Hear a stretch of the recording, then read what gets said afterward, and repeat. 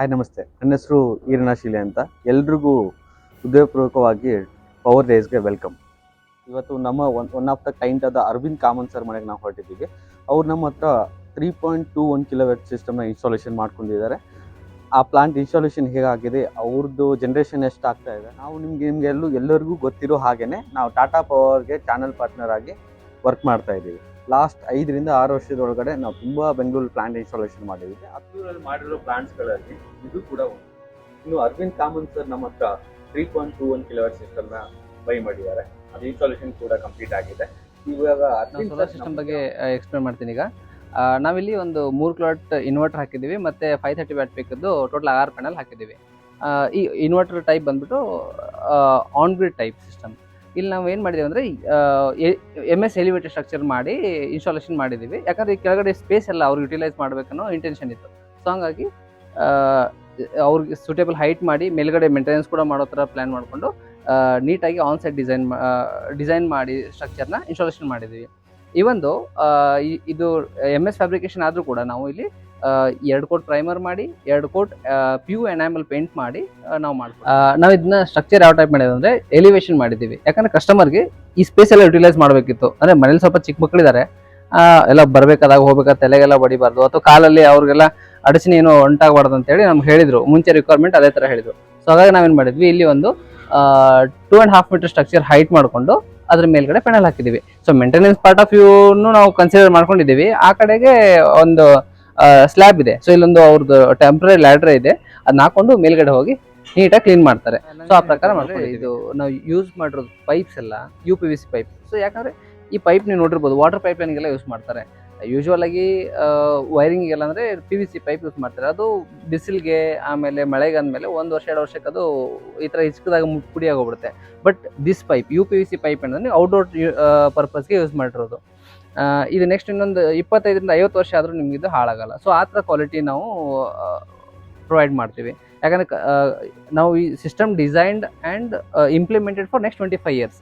So at least ನಿಮ್ಗೆ ಒಂದು 50 ವರ್ಷ ಆದರೂ ಲೈಫ್ ಬರಬೇಕು. ಸೊ ಆ ಪ್ರಕಾರ ನಾವೆಲ್ಲ ಟೋಟಲಾಗಿ ಡಿಸೈನ್ ಮಾಡಿ ಈ UPVC ಪೈಪ್ ಹಾಕಿದ್ದೀವಿ.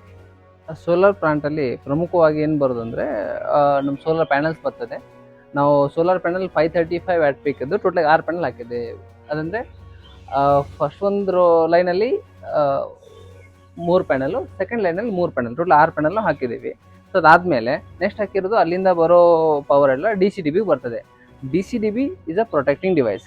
DCDBಯಲ್ಲಿ ಏನಾಗ್ತದೆ ಅಂದರೆ ಏನಾದ್ರು ಸರ್ಜಸ್ ಬಂದರೆ ಅಥವಾ ಏನೋ ಫಾಲ್ಟ್ ಇದ್ದರೆ DC ಸೈಡಲ್ಲಿ ಇದು ಪ್ರೊಟೆಕ್ಟ್ ಮಾಡ್ಕೊಳ್ತದೆ. ಸೊ ಅಲ್ಲಿಂದ ಬರೋ ಪವರ್ ನೆಕ್ಸ್ಟ್ ಏನಾಗ್ತದೆ, ಇಲ್ಲಿಂದ ಬಂದು ಇನ್ವರ್ಟರ್ ಬರ್ತದೆ.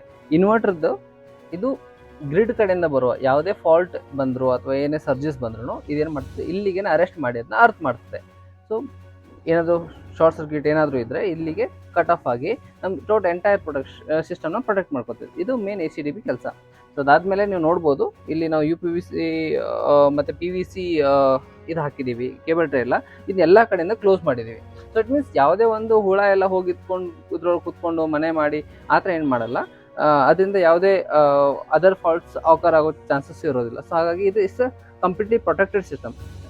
ಮೇನ್ ಯಾವುದೇ electrical system or fire system ಇದ್ದರೆ safety is most important. So ಇದು ನಮ್ದು ಎಲೆಕ್ಟ್ರಿಕಲ್ ಸಿಸ್ಟಮ್. ಇಲ್ಲಿ ಯಾವುದೇ ಥರದ ನೀವು ನೋಡ್ಬೋದು, ಈ ಜಾಗದಲ್ಲಿ ಪ್ರಾಪರ್ ವೆಂಟಿಲೇಷನ್ ಇದೆ.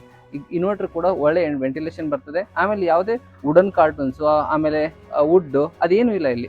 ಇದೇನಂದರೆ in case of fire it protects the house. ಆಮೇಲೆ ಯಾವುದೇ ಥರದ ಫ್ಲೇಮೇಬಲ್ ಐಟಮ್ಸ್ ಇಲ್ಲ.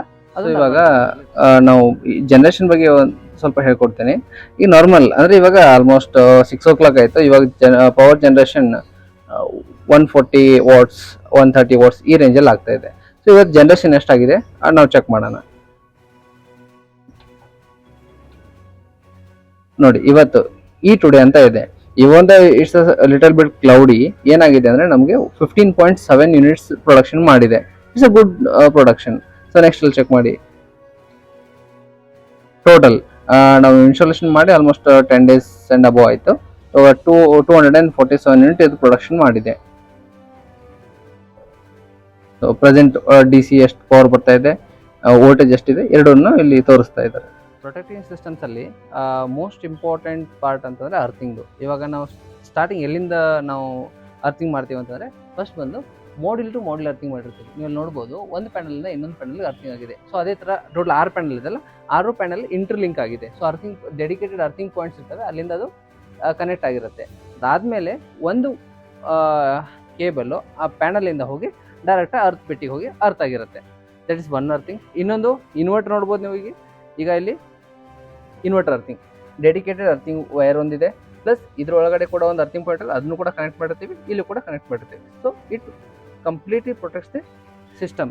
ಸೊ ಅದಾದಮೇಲೆ ನೆಕ್ಸ್ಟ್ ಬರೋದು lighting rest. Lighting rest is also very important part. ಯಾಕಂದರೆ ಇದು ಟೋಟಲ್ ಆಗಿ ಮೆಟಲ್ ಐಟಮ್ ಇರೋದ್ರಿಂದ ಲೈಟ್ನಿಂಗ್ ಏನಾದರೂ ಆದರೆ ನಮ್ಮ ಸ್ಟ್ರಕ್ಚರ್ಗೆ ಆಯಿತು, ಆಮೇಲೆ ಪ್ಯಾನಲ್ಗೆ ಅದು ಏನಾಗ್ತದೆ, ಲೈಟಿಂಗ್ ಕ್ಯಾಚ್ ಆಗೋ ಚಾನ್ಸಸ್ ಇರುತ್ತೆ. ಅದಕ್ಕೋಸ್ಕರ ಒಂದು ಲೈಟ್ನಿಂಗ್ ರೆಸ್ಟ್ ಹಾಕಿರ್ತೀವಿ. ಸೊ ಇದು ನಾವು ಲೈಟ್ನಿಂಗ್ ರೆಸ್ಟ್ ಹಾಕಿದ್ವಿ.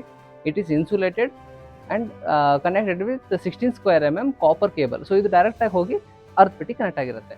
ನಾವು ಯಾವುದೇ ಒಂದು ಪ್ರಾಜೆಕ್ಟ್ ಮಾಡಿದರೆ ಅಥವಾ ಯಾವುದೋ ಒಂದು ಹೊಸ ಡಿವೈಸ್ ತೊಗೊಂಬಂದರೆ ಅಥವಾ ಯಾವುದೇ ಒಂದು ಎಲೆಕ್ಟ್ರಿಕಲ್ ಆರ್ ಎಲೆಕ್ಟ್ರಾನಿಕ್ಸ್ ಐಟಮ್ಸ್ ಇದ್ರೂ ಅದಕ್ಕೆ ಪ್ರಾಪರಾಗಿ ಒಂದು ಸ್ವಲ್ಪ ಮೇಂಟೆನೆನ್ಸ್ ಬೇಕಾಗುತ್ತದೆ.